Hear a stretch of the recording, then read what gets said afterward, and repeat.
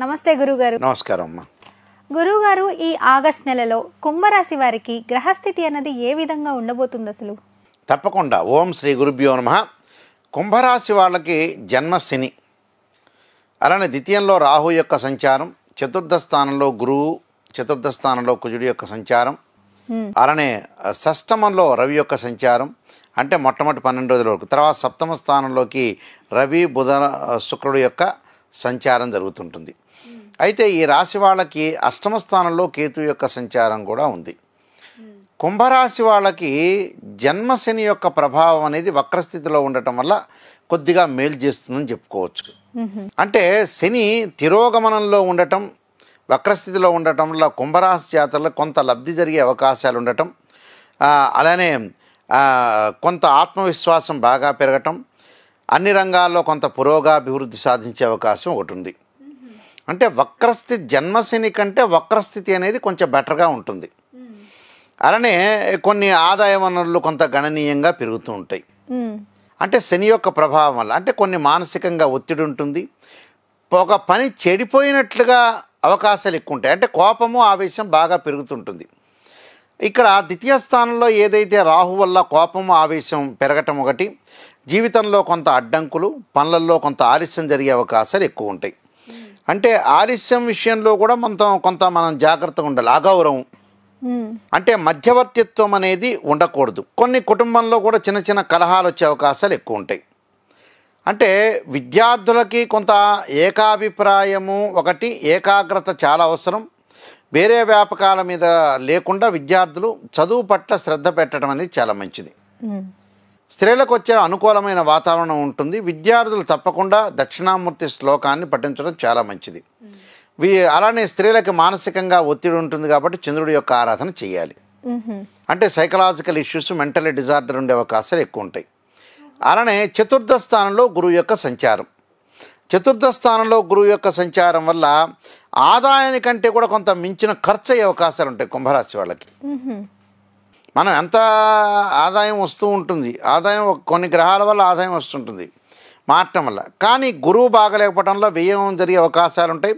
బంధువుల యొక్క మరణ వార్త, బంధువుల యొక్క ఆరోగ్యం బాగలేదనే వార్త, ఇలాంటి కొన్ని వైరాలు జరిగే అవకాశాలు ఉంటాయి.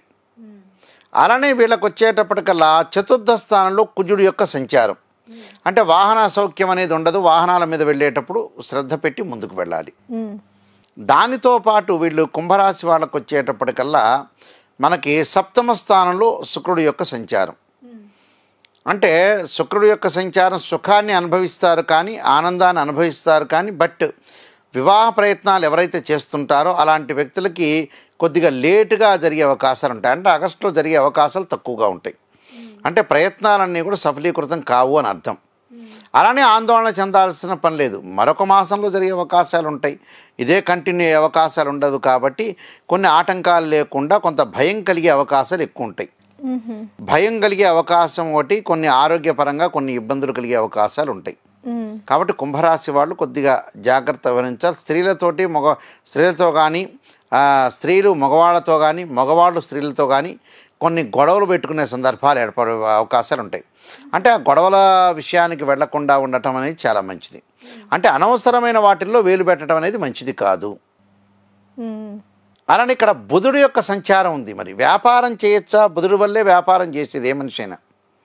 మరి బుధుడి వల్ల ఎలా ఉంటుంది అనేది మనం చూస్తే ముఖ్యంగా బుధుడు సంబంధించిన విషయాలు మనం చూసుకోవాలి. చూసుకునేటట్టయితే కొన్ని ఇక్కడ గ్రహస్థితిని చూసామనుకోండి, ఇక్కడ నేను చెప్పినట్టుగా ఇందాకనే ముఖ్యమైన విషయాల్లో మనం ముందుకెళ్తే సప్తమ స్థానంలో కొన్ని గ్రహాలు ఉన్నాయి.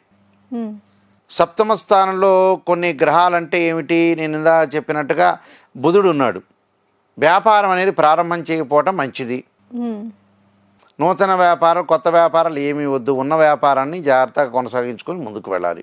అది ఏదంటే ప్రతిదానికి ఏలు పెట్టడం వల్ల కూడా కొన్ని ఇబ్బందికరమైన పరిస్థితులు వస్తాయి. కాబట్టి ప్రతిదానికి వెళ్ళకూడదు. వెళ్ళటం వల్ల మనకు నష్టం జరిగే అవకాశాలు ఎక్కువగా ఉంటాయి.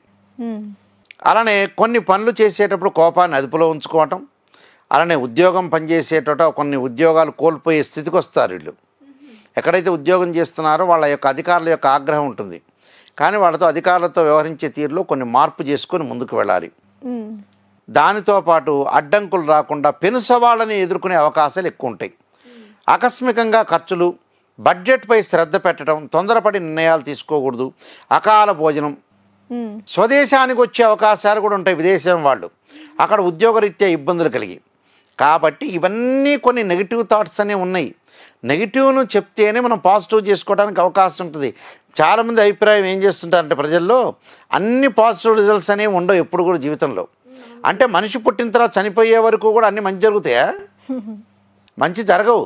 ఏ మనిషికి జరగవు ప్రపంచంలో.